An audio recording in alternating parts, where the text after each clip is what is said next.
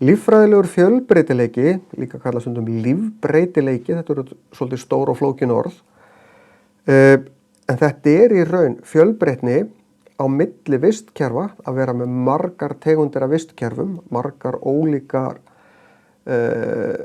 mörg ólík umhverfi fyrir lífverur.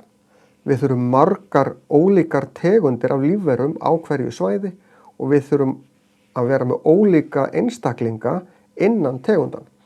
Því ef allt eins og svo verður einhver breyting, þá bara annarkvort lifir allt eða deyr allt.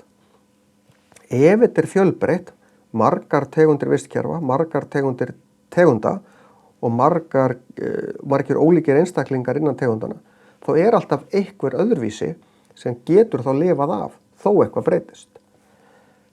Þannig að við þurfum að passa upp á þennan fjölbreytileika, að vera ekki að skemma svæði eins og frumskóga eða kóralrif, þar sem fjölbreytileikin mestur, því að þannig erum við að skaða jörðina. Því að eftir því sem að fjölbreytileikin meiri, þá eru minni líkur á að þetta fari í einhverja vitleysu. Meiri líkur og breytingar skaði umhverfið ekki mikið. Þannig að líffræðilegur fjölbreytileiki eða lífbreytileiki skiptir heilmiklu máli. Við erum hins vegar að skemma þennan fjölbreytileika. Við erum að taka stór svæði undir matvælaframleiðslu. Hérna sjáðu þið akur, hvað eru margar tegundir að vaxa á þessum akri? 1. Hvað haldið að vaxi margar tegundir í frumskógi af svipuðu svæði? Miklu fleiri, miklu meiri fjölbreytileiki. Hér rosa lítill fjölbreytileiki. Við þurfum hins vegar mat, þannig að við þurfum að passa samt að vera ekki að taka allt og mikið undir og passa hvaða svæði við erum að taka undir matvælaframleiðslu.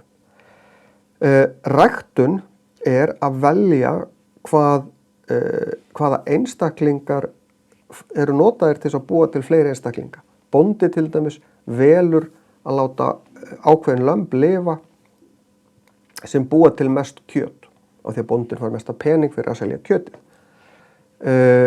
Bananar til dæmis voru ekkert ætir hérna fyrst. Það þurfti að elda þá til þess að borða þá. En með ræktun, með því að velja alltaf mjúkustu banana, þá erum við búin að búa til á mörg þúsund árum banana sem hægt að borða á þess að elda þá. Þannig með því að velja hvaða banani var alltaf gróðursettur næst, að þá var hægt að fá aðeins mýkri banana. En þetta tekur langan tíma. Erfðatækni, þá getum við farið að fikta í erfðaefninu. Við getum ekki fikta mikið í því, en við getum búið til plöntur sem að þola meiri þurrk, þola meiri vind, þola betur ákveðna sjúkdóma. En við kannski þurfum að skoða betur hvort það hefur einhver áhrif á okkur til lengri tíma litið.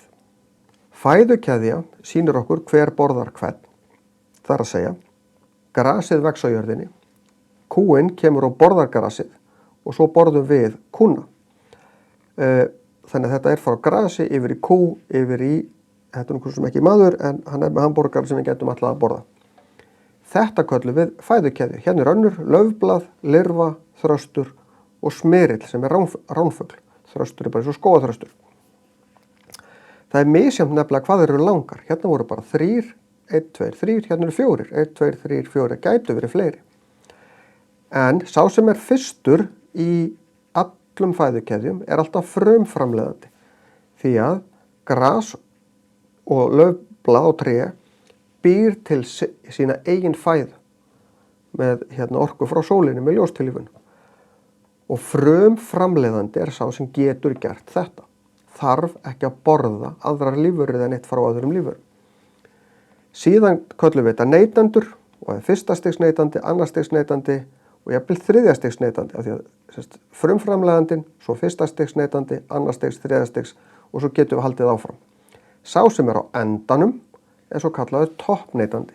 Þannig að við erum toppneytendur því það enginn sem borðar okkur.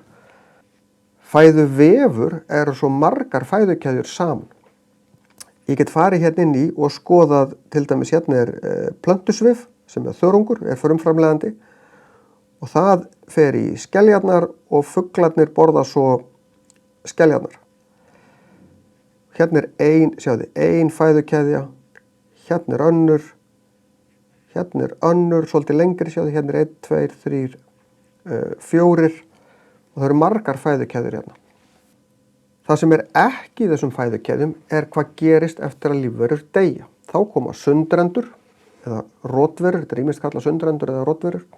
Það eru aðalega bakteríur og sveppir, leysa líkamann upp.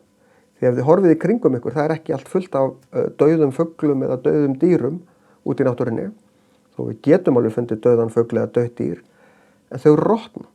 Þau leysast í sundur og það er í raun bakteríur og sveppir sem borða þau. Og þannig komast efnin aftur út í náttúrun og plönturnar nýtist upp aftur og þetta fer svona hring eftir hring, þetta er ákveðin hringrás.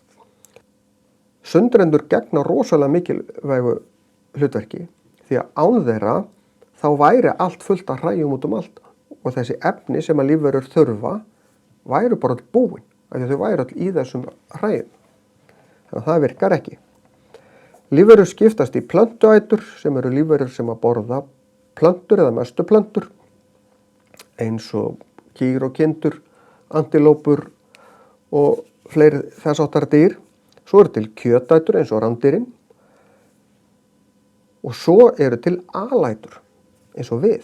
Við borðum bæði kjöt og plöntuhluta eða plöntur.